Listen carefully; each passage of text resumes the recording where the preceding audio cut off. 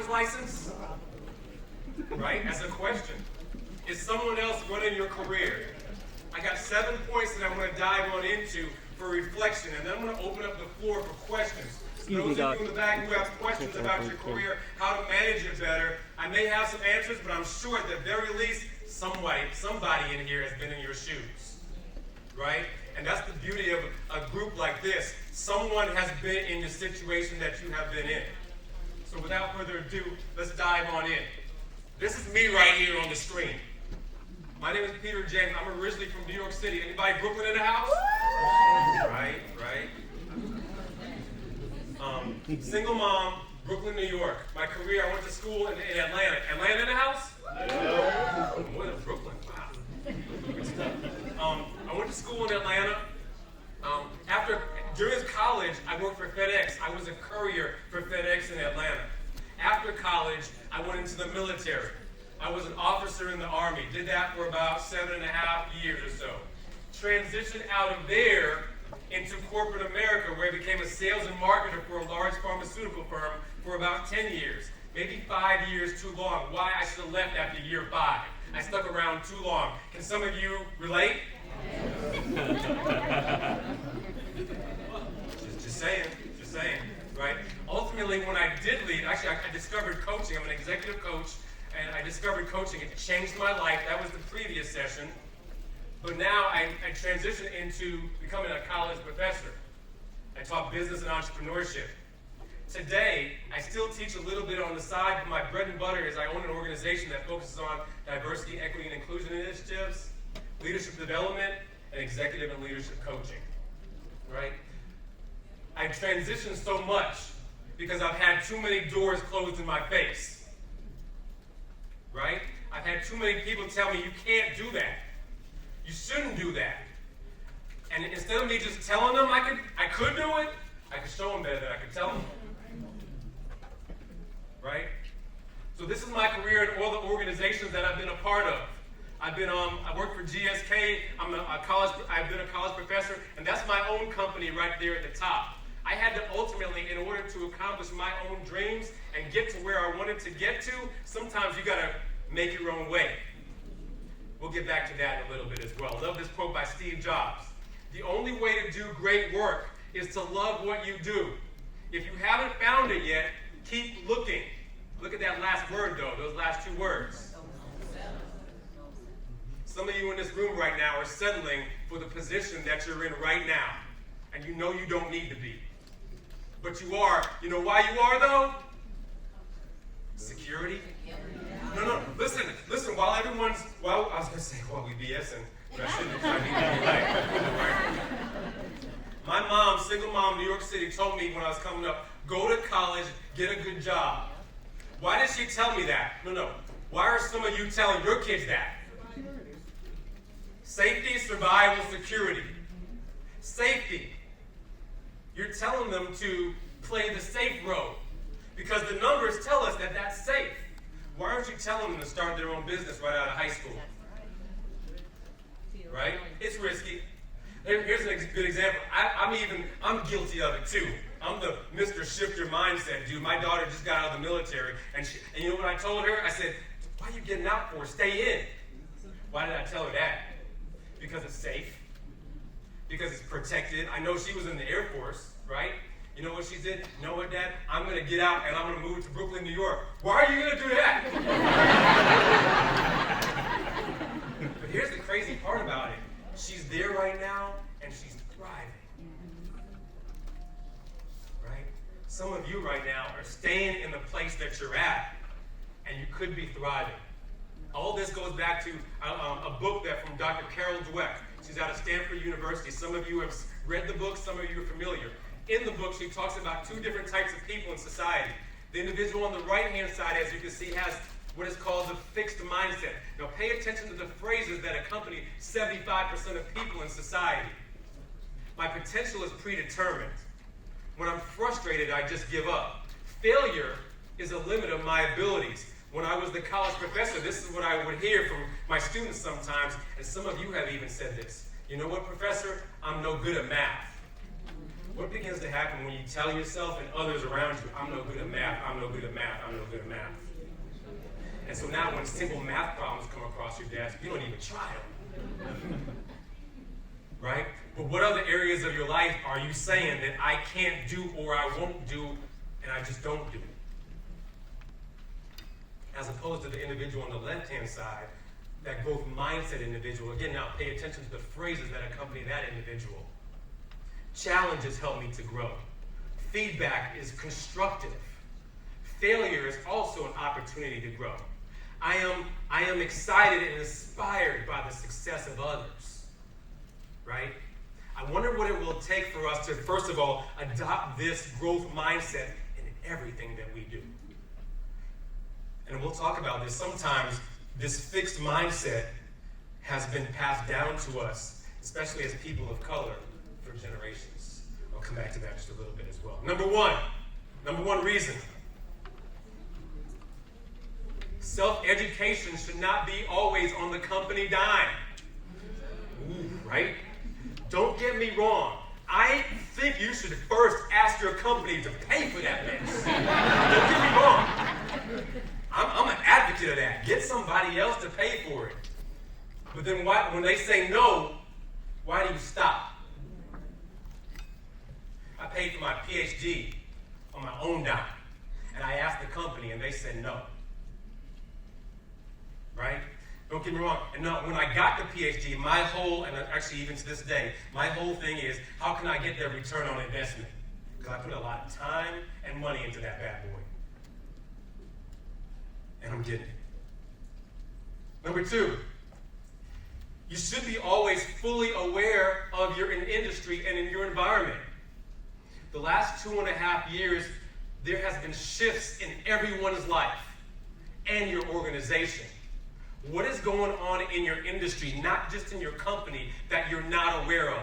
What do you need to become aware of? Right? Are you on the cutting edge of what's going on in your company, or are you just waiting for other people to tell you what's going on? Do you subscribe to those periodicals? Are you part of those organizations, or are you just waiting for what? Every time I decided to make a shift in my life, one of the biggest things that I've done, what I've done all the time, is find ways to surround myself with people who know more than me in that industry. Here's an example. You saw all those shifts I made. As a coach, I wanted to learn from coaches who've been doing it way longer than me. I'm into real estate right now. I joined REI, Real Estate Investment Association of the United States, in Chicago, the Chicago chapter.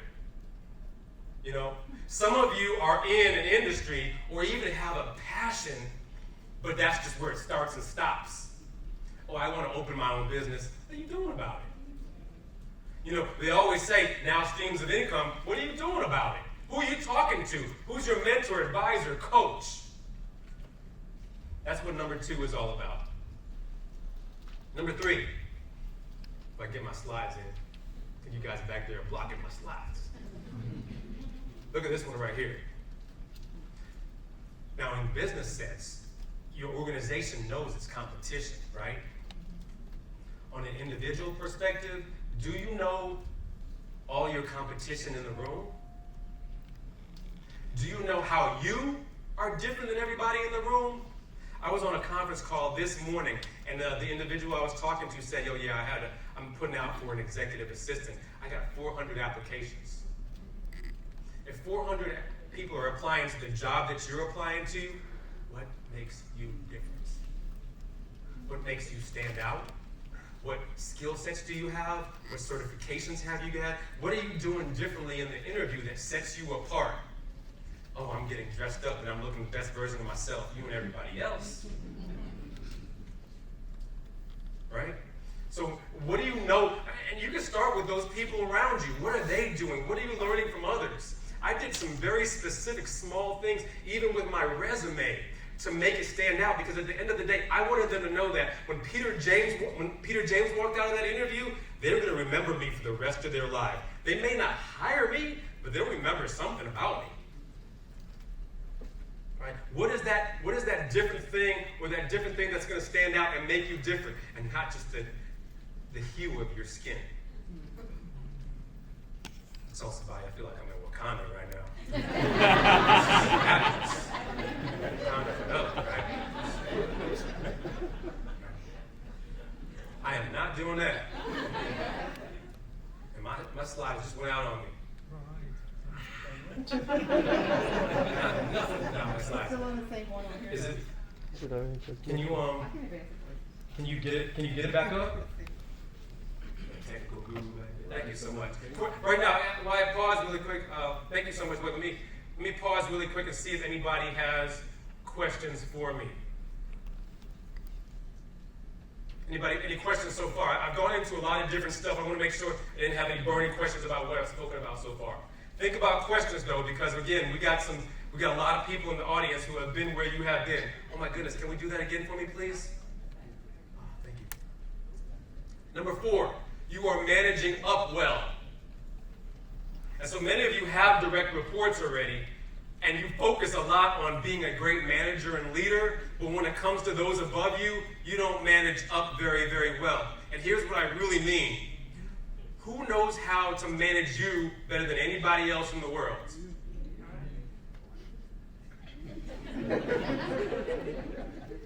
Do you let your boss know that? Do you let your boss know under what circumstances you work the best? What is your strengths? Does your boss know that right off the top? Or are you afraid to kind of hesitant to tell them that because of like getting fired maybe, right? But hey, you know what? Even on that, are you afraid of getting fired?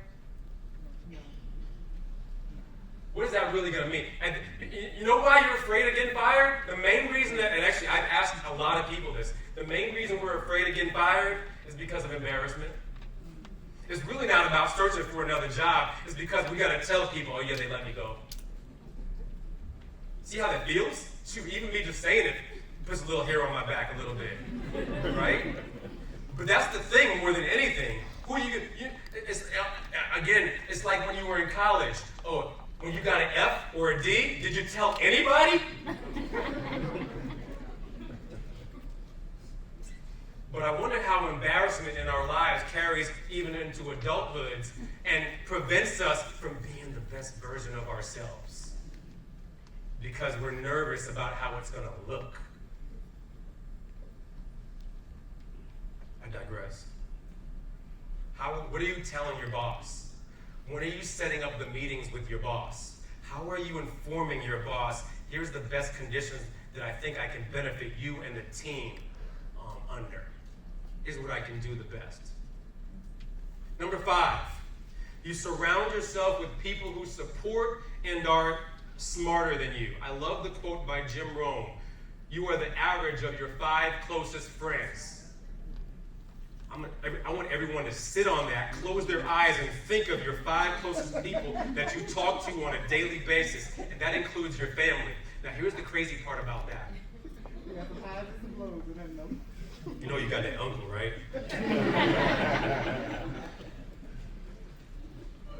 But sometimes in our families, they love us so much that they are telling us stuff that is holding us back, playing it safe, preventing us from doing this, preventing us from breaking the mold. Again, go to college, get a good job, just follow the right path, work towards that pension, all this kind of stuff they keep telling us. But we know in 2022 and beyond, the old way of doing stuff may not necessarily be the best way to do it today and moving forward.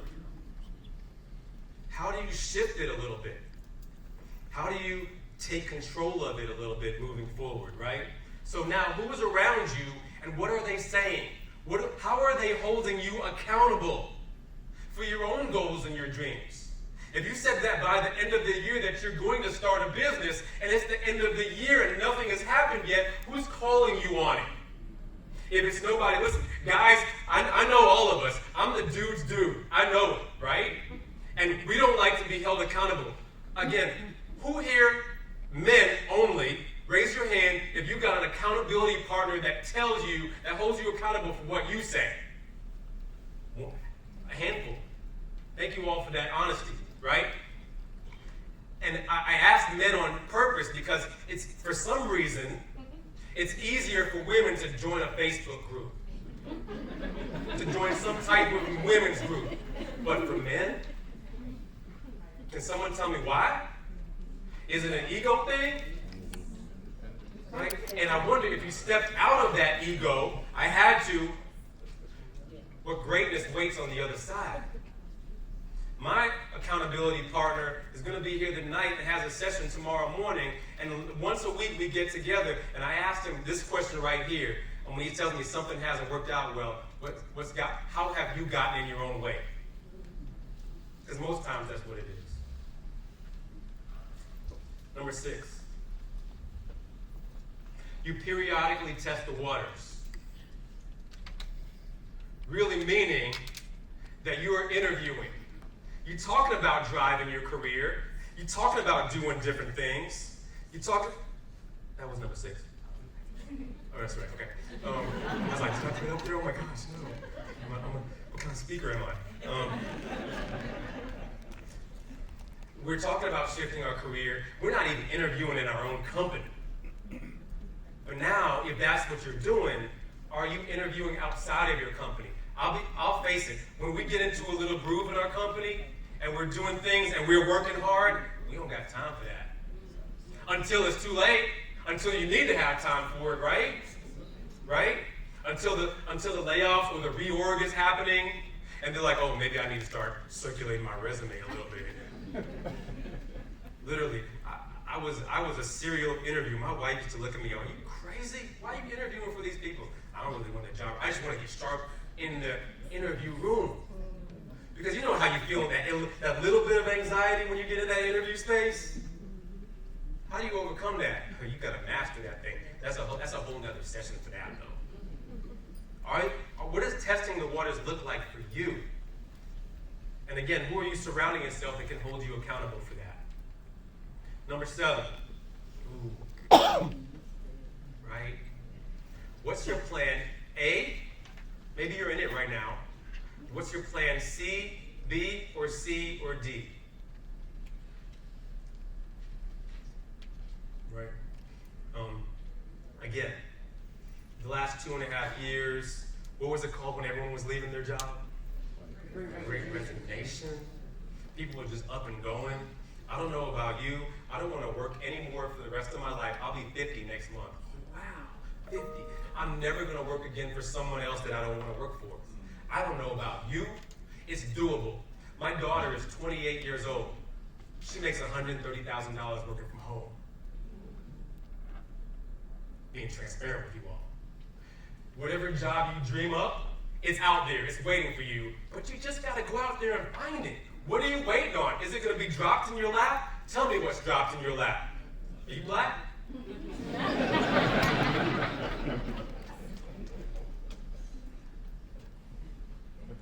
I know that's not funny for everybody. I get it. But you know what I'm saying, though? I don't know. I have to work for everything that I have. And I'm okay with that. I'm okay with it. But you know what? When I work for everything that I have, I'm going to get everything that I want. And part of this is, not waiting on someone to tell me when it's time to make a shift. I need to be proactive. So what is your plan A? What is your plan B? What is your plan B? We talked about streams of income. We've talked about having side hustles. Listen, even if it's in your company and you aspire to be the C-suite, as I was telling the last session, or maybe it was this session, forgive me if I forgot, it's one of them together. Those people who are in the C-suite, they're not smarter than you. They're not. You know what they do better? They network and they politic better. Mostly. Oh, if they're an engineer or there's some technology specialist, maybe they might have a little bit more skill set. But beyond that, they really not that bright. Trust me, I've coached a lot of them. I know. Please take it from me. And listen, I've talked to a handful of you in this conference already. Some sharp folks. What are you doing about it? I'm just asking, right? Because again, no one's waiting on you to seize the moment. You gotta go make it happen. No one's gonna toss you that softball because someone's gonna jump in you in front of you and try to hit it out before you do. Right?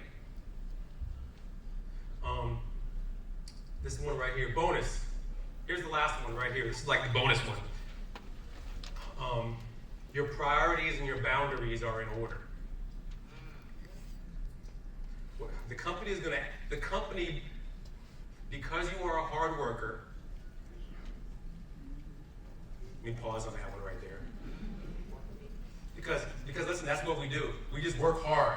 We've been told that since we was kids. You got to go work hard, and when you work hard, you'll be successful, right? That's the recipe. Because when I talk to the Wonderfuls, they're telling me something different. They're telling me a lot different. They're telling me that I got to go out there and network, befriend, rub elbows, play golf, do all that stuff. We just work hard. But that's what we've been told. In our defense, that's what we're told. How do you begin to shift that narrative? Remember the growth mindset, the fixed mindset. I'm not telling you to stop working hard, but what else do you need to add? Actually, yes, I'm telling you, stop working hard so much and start doing other things. Excuse me, I'm spitting.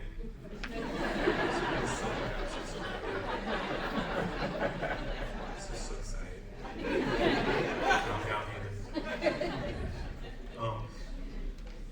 Example about boundaries. We all checking our email 24/7. The company's texting you right now. It's so important, right? Because you run in the company, right?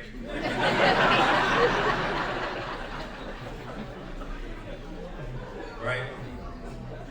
Just saying. And the company's going to die without you.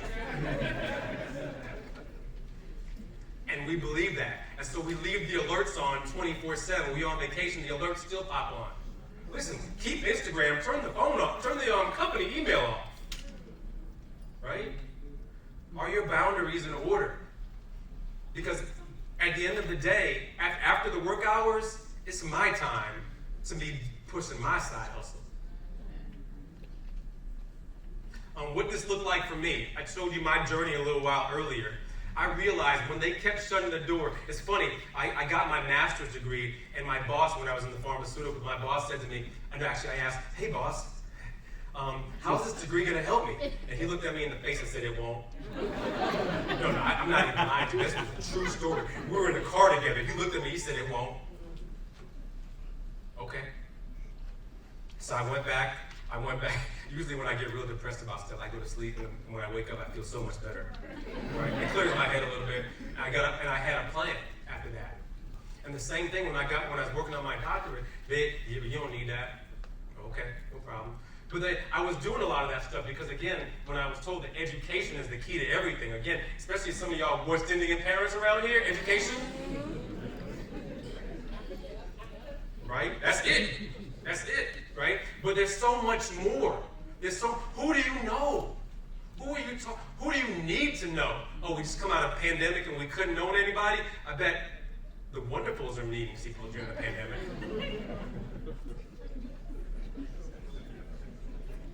What this looked like for me, I used every step and every pivot I had to make, I did something with it. So ultimately, even as when I stepped in to become a college professor, I leveraged that to do different things in my life.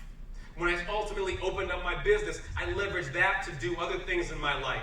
I ultimately told you all, I stepped into real estate, not just people are like, oh my gosh, being a landlord is so horrible. I love the hell out of it. I love it in a very sadistic type of way. I love it. But here's what I love the most about it. When I sit down with my accountant, right? Don't get me wrong. I love organizations. I work with a lot of organizations day in and day out. But what I see a lot of individuals still do, no matter how high they get, is they're still waiting for the organization to tell them when it's time. When are you telling yourself when it's time? What does this look like for you? And here's this other question that I got to pose for you all. Is your career recession-proof? You know what they're saying right now, what's coming, right? You guys have been watching the stock market. For those of you who have not, don't care about that. It's been a little funky lately. Just a little bit, right? And we haven't had a recession since 2008, 9, 10, a real one. Is your career, is your job recession-proof? And if it's not, if there's an ounce of you that says, I'm not quite sure, what are you going to start doing about it tomorrow? Who do you need to begin rubbing elbows with around here today so that you can open up some more options? Listen, even if it's with another company, do something, just don't wait. I love this quote by Nelson Mandela. There is no passion to be found in playing small and settling for a life that is less than you are capable of living. Right? Listen, I truly believe this. All of you who are in this room, and thank you so much for coming. Every one of you has greatness inside of you, waiting in your own way. It doesn't mean that you got to be on somebody's billboard or on TV or anything, but greatness in your own way, right?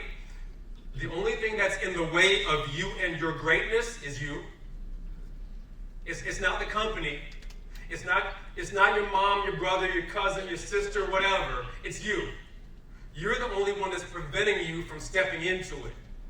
So I'm hoping that today, right now, is the beginning of this as well. I'm going to pause right here. I'm going to open up the floor for questions. Let me see what time I got. Sweet, I've been doing good on time, which is rare. Questions from the audience about career, anything that I've spoken about, or just something that you're thinking about relative to your career and your audience. Yes, please. First. Hi. I have a feeling I can shout everybody to get exactly the mic. You're good? So, as you have told me, one of the points you were talking about, you should at least put your feet out there where your feet try to interview. How do you ensure that you don't bend bridges in that process? Because you can interview for a role and then you don't take the role, right? And then later on you want to go back to that role. How do you manage that whole scenario? Yeah, that's a good question. I'm going to open it up. I have something in my head, but my answer is not gospel. Anybody else who has a thought about that question at all? Yes, sir. Having gone through that same cycle, sorry, I'm Dean. Hey, Dean. Having gone through that same cycle a couple times, transparent. If you're transparent with the team that you're interviewing for, especially internally, you're transparent about what your aspirations are, you're transparent what your goals are, you're transparent with really what you want to do. If they come back to you and they think that a bridge is burned, they're probably not somebody that needs to be in your tribe, they're probably not somebody that needs to be in your circle. This is also, last thing I'll say, it's also a great indicator of your manager, because if your manager's not supportive of you growing and you achieving your goals, file that one away and keep that in your back pocket. Is that when you talk about the bridges internally or the bridges where you may be interviewing? Yeah. It could be either way. I mean, I'm talking from a past experience because there was a company I was interested in and interviewed with them. I interviewed for a current company and I didn't go to the other company. And so now I said, oh, if ever I wanted to go there, I said, oh, you wanted, you didn't come. What is your name? Zed. Zeddy, thank you so much for that question. Are they the last company on the earth?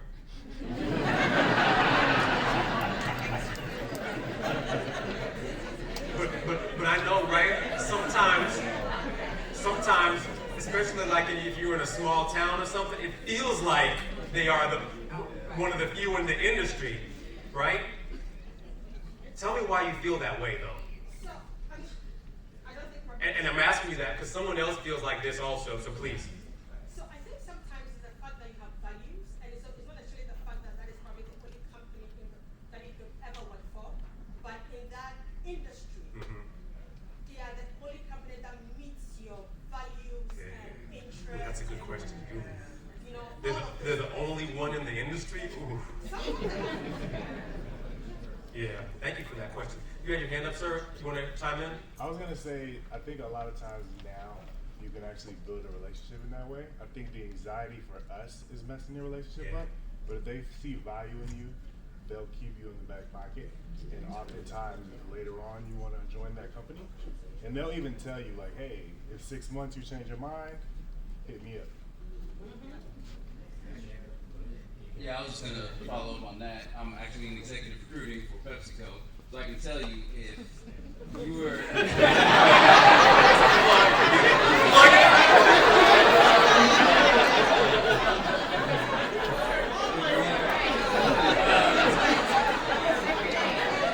I can tell you if you have gone through the process and you are a highly thought of candidate, even if we offer you the position because we really wanted you, unless you did something to turn yourself off in other ways with us. If you are a valuable asset and we think that you're going to be good for the company, it doesn't matter if you decline the offer. If something comes up where your experience is going to be, great for this position, we'll call you again. So yeah, to this point, it's more anxiety about yourself and wanting to be not play nice and all that kind of stuff. But if you're valuable, the company's going to want you again. Can I ask you one last question though about that? Do you have enough confidence in yourself that even if they don't want you, you're going to be okay? Right? This is for this, and even if it wasn't for you, that was for somebody. Because sometimes we think that I'm burning bridges and it's the end of the world. But I have enough confidence in myself that, you know what, they may not like me anymore, I'll be good. Again, I could show them sometimes better than I could tell them. And I wonder oftentimes, especially as people of color, how that holds us back in some areas because we feel like we got that complex, for lack of a better word, that how about this one? Here's a word for you all, that scarcity. That was for somebody. I really don't believe, I believe that there's enough money for all of us, plus everybody in this conference to go around. And still enough for me to have that house on the beach in Miami. On top of that, with everyone here still being successful, right? But for some reason, when we get in the midst of that, we sometimes feel like, ooh, I don't know, this is kind of a sticky situation. Okay, I'm going too long. Yes. I'm sorry, yeah, okay. Only one question today. I got my favorite person over here. Okay. Hi, I'm Tamir Bell. I'm actually, Tamir Bell. I'm with Cisco Systems. One of the biggest questions that I have, I wanted to ask a lot of the speakers today because I am a lover of wisdom and I hunger knowledge. Like, I love it. One of the biggest things I wanted to ask was if you could tell me 2 to 3 books that actually shape and change your career. What would those be? Why do you love knowledge so much? I just love, one of the biggest things is I see value in sitting and talking to people who are experts because it transforms my life. If you understand what somebody has already done and achieved and the mistakes, you can literally not do mistakes. So yeah, I will give you 2 books. I hate to give other people's books. I gotta make sure. Number 1 is the Big Leap. The Big Leap. The author's name is Gay Hendricks. Did I give you that one? The Big Leap by Gay Hendricks. I'm an executive coach, and Nakara over here is was one of my previous clients. Nakara, can you wave at everybody and say he knows what the hell he's talking about? He knows what the hell he's talking about. All right. The Big Leap by Gay Hendricks, and here's another one, The Art of Possibility by Rosalind Zander. The Art of Possibility. Both of those books get us out of our own way to think about what if. What could it look like? You know, when we were a kid, we used to dream about being president and stuff like that. When we get an adult, what happens? What gets in the way of those dreams? Someone said a significant other. Right, we're not going there, Bills. Damn kids. Right? Yeah, right. But those 2 books are going to open it back up to you to say, hey, you know what? I can step into that greatness. What does greatness look like for you? Right? And listen, what I'm doing right now is not just greatness speaking. I love to give back because I love, oh my goodness, when they asked me to come talk to ELC and to a room full of black folks, do you know how to pay me?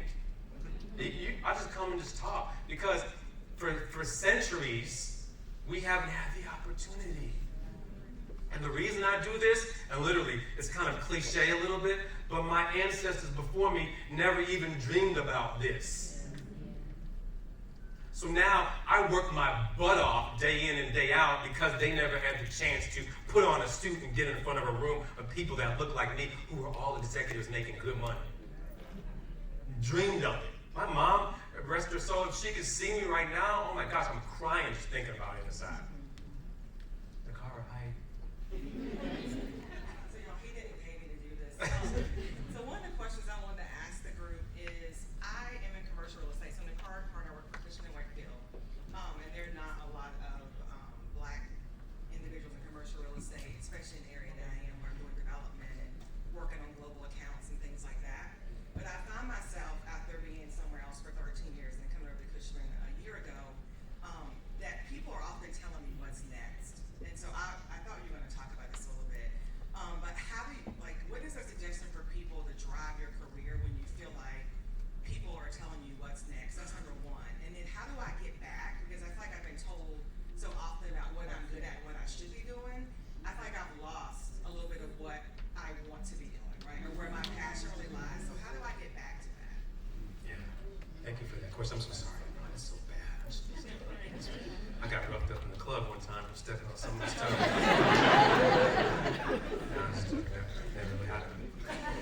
I had some Jews with me. They wasn't messing with me. So, great question. Great question, though. But here, this is for everybody also. We start working, or we start our careers. We get into a groove. We're putting our head down. We're working hard. We got our boss. We got our colleagues. We're forgetting what happened, what's going on everywhere else because we are working so hard. Right? We're forgetting about those dreams that we had when we was a kid because we're working so hard. How do you get that back? How do you ensure that you can work hard and still accomplish those dreams that you dreamed about when you were a kid? Even if it's going to another company and continuing to progress, even if the company is saying, oh, we got this lined up for you. Because when someone tells you they got something lined up for you, you're kind of flattered in a way. Right? But that flattery should not be the end all. Because what do you have lined up for you? Right? So I want someone who has felt like they have stepped out of that zone, that lane, that silo, into doing more. What propelled you to do that? What did it take? Anybody who's thinking about it, who is that? Yes, all right. Yes, no. Wait a minute, whoa. I thought you was burning bridges a minute ago.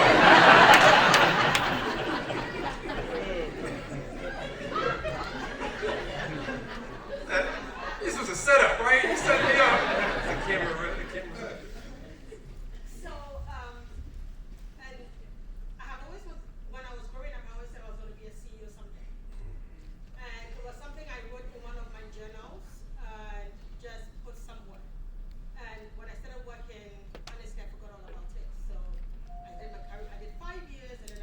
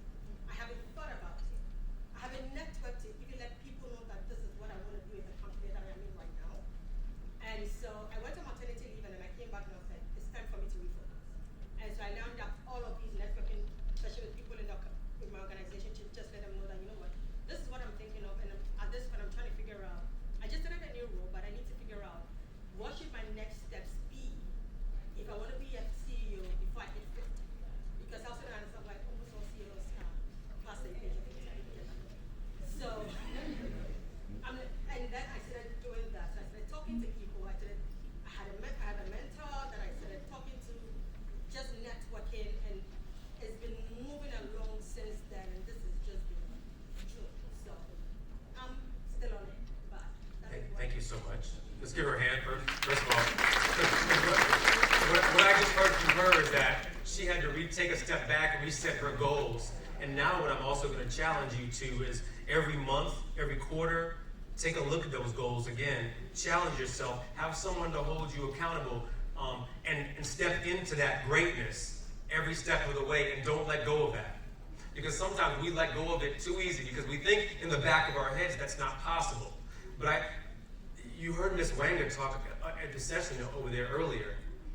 If she came in the room right now, she had an aspiration to be a CEO, but a few years ago, she'll tell you all the time, she was sitting right here with y'all.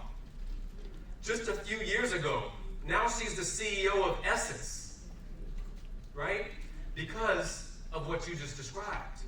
And she also had a mentor for the CEO mentor as well, right? What does that need to look like beginning right now for all of you who have lofty aspirations? What do you need to do? Who do you need to begin to talk to right now? Who do you need to begin to rub elbows with? Yes, ma'am. I think this is something also that falls in the theme of what we've been sharing. Can you pass this down, please? Thank you so much.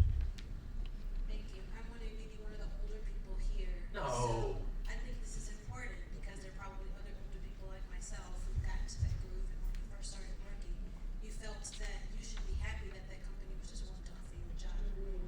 Especially, I'm in technology, and there weren't that many women, and there weren't that many black women in technology when I started. So the thing that helped me, though, regain my passion is my drive and desire to help others. I volunteered to work with the early career professionals, and when I started doing that, I found I was challenged to start following my own advice. You build up all this knowledge and wisdom, and out of your passion, you want to help them be successful, and then you discover you forgot to take your own advice and follow along. And that's what actually made the change for me, and why I actually volunteered and agreed to come to this session in the first place. Thank you so much.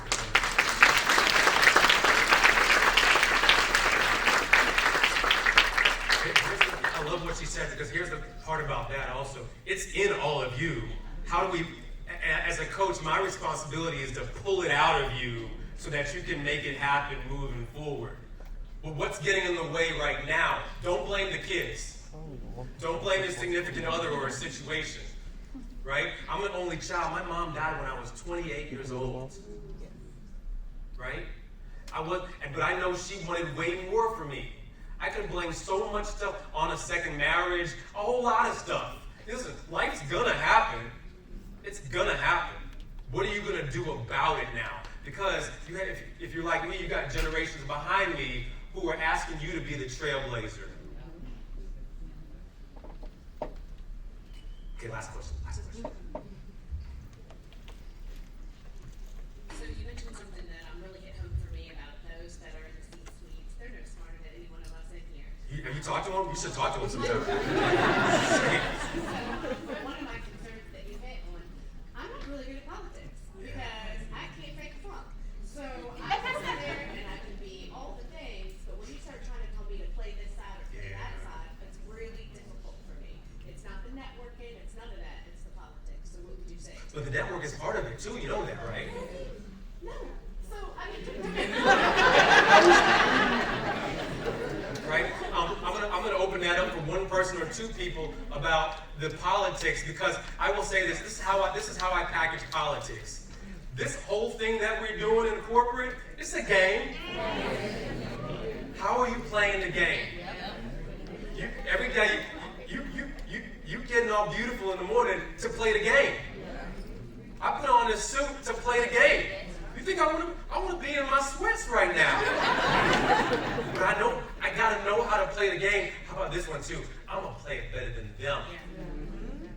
They started it, well, I'm gonna finish it. And there's no easy answer to that, but it's in you. You just mad about it. Right? One answer. One group. Hi everyone, I'm Melanie River. I work for Amazon. And what I want to tell you is, it's so funny that you said it's the game, because the way you look at it is, you play offense before you have to play defense.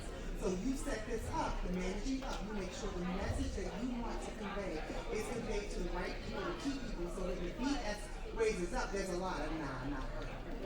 No.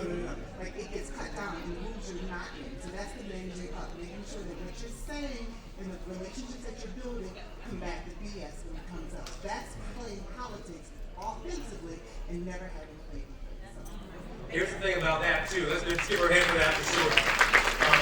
Listen, when you don't want to play the game anymore, it's time for you to start looking to do something else. Listen, that's for somebody here too who is just tired of the BS that's going on in their organization. It might be time to pivot a little bit to one that's more like along your course of your values. Hey, I gotta get ready to finish up, folks. A couple of things I want to share with you for sure. I have my colleague of mine, Galen Bingham. He's actually speaking tomorrow morning. I'm going to plug his session in a little bit. He and I are starting a mastermind group of sorts. It begins in January. It costs $3,000. You get 4 individual coaching sessions and 8 group sessions with us to dive into who you are and what your goals are. It begins in January. It's $3,000. Because you're here at MLMC, you get $500 off if you sign up this week. Okay? I'll have this back up in just a second. Here's how to stay in touch with me. Is this thing working? Here it is. Please, no, go back, no. Okay, here's how to stay in touch with me. I'm on LinkedIn. Please reach out if you have questions, if you have thoughts, if you want to dive into the career. I will be more than happy to just chat with you. You know why? Because you look like me. That's where it starts, for sure. I put out a Monday Morning Minute, like a motivational article every single Monday morning. Here's how to get access to that directly to your phone, and maybe of the dose of inspiration you might need for that week because your office is too political and you don't want to be messing with it. It might be helpful for you for that week. There's the number. I'll put that back up in a second if you can't capture that. And then last but not least, let me jump forward 2 slides here. This is Galen's session tomorrow morning at 8:30. 9 steps to becoming the greatest. You fill in the blank in the world. Phenomenal. Jump on in. Tell him I sent you. Make sure he pays you a little bit. And then here's the If Collective link for you as well. I will be around for any questions, thoughts. Thank you so much for your attentiveness. Thank you folks in the back for standing up. I truly appreciate you all.